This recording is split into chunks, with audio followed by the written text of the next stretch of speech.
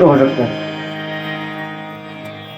तो जब तक हमारा मन एक नहीं होता तब तक हमारी मित्रता नहीं हो सकती महाराज। अगर कुछ ना मिले तो वरना रहो अकेला। तो कहते हैं कि वह जो आसन को जितना, श्वासों को जितना और अच्छे लोगों की संगति हमारे जीवन में होनी चाहिए। संगति का बड़ा असर होता है। तो जैसे लोगों का हम संग करते हैं, जैसा पियो पानी वैसी पाओ बानी, जैसा खाओ अन्न वैसा होवे तन, और जैसा करो संग वैसा पाओ रंग। तो यह संग का रंग कब चढ़ता है? जब वह श्रेष्ठ लोगों का हो। और उसके पश्चात जितेंद्रिय हो, यह जो हमारी कर्मेंद्रियां, ज्ञानेंद्रियां, जननेंद्रियां हैं, हमारी जो आंख है, हम जैसा देखना चाहे वह देखें। इन इंद्रियों पर अपना अधिकार होना चाहिए। यह नहीं कि हमारी आंख जो चाहे हम वह देखें, हम जो चाहे हमारा हाथ वह करें, हम जहां जाना चाहे हमारे पांव चलकर हमको वहां ले जाए, हमारी बुद्धि जहां जाना चाहे, हम जहां जाना चाहे तो वह इंद्रियां हमारे अनुरूप होकर काम करें। तो इंद्रियों को जब तक हम जीत नहीं पाएंगे तब तक हम क्या हो सकता है, हम भगवान के प्रति भक्ति नहीं कर सकते।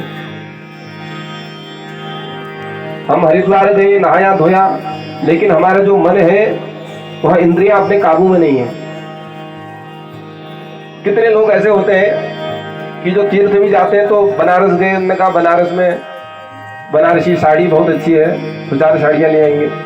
तो घर से ही हम साड़ी लेने गए तो वहां मंदिर जाने का कोई महत्व नहीं।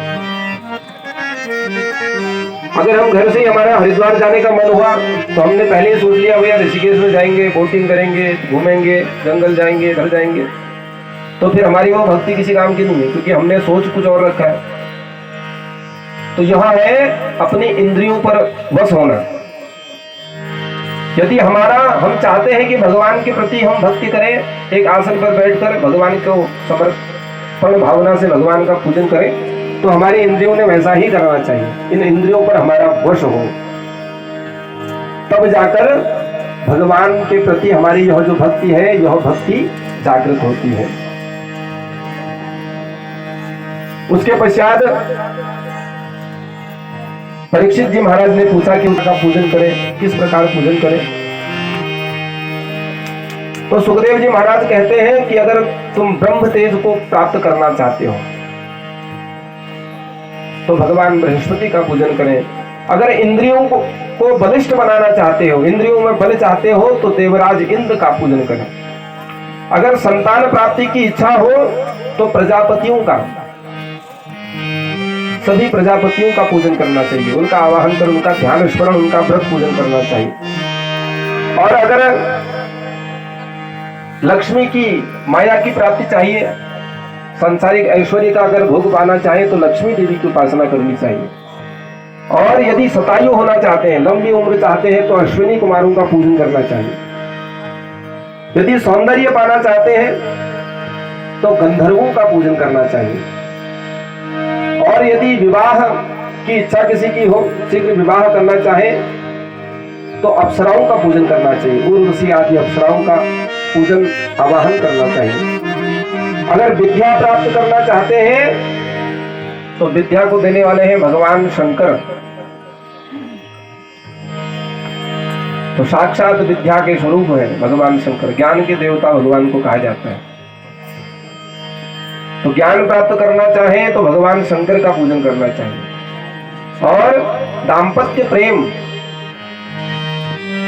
स्त्री पुरुष का जो दाम्पत्य प्रेम है, उस प्रीति को प्राप्त करना चाहे तो माता भगवती, गौरा, पार्वती का पूजन करना चाहिए।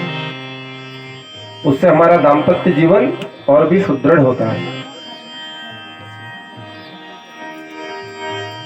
और उसके पश्चात श्री सुखदेव जी महाराज कहते हैं, अकामः सर्व, जितना समय मिले भगवान का सुमिरन करें, भजन करें, पूजन करें, अच्छा कर्म, अपने धर्म की रक्षा के लिए प्रत्येक कर्म करते हैं।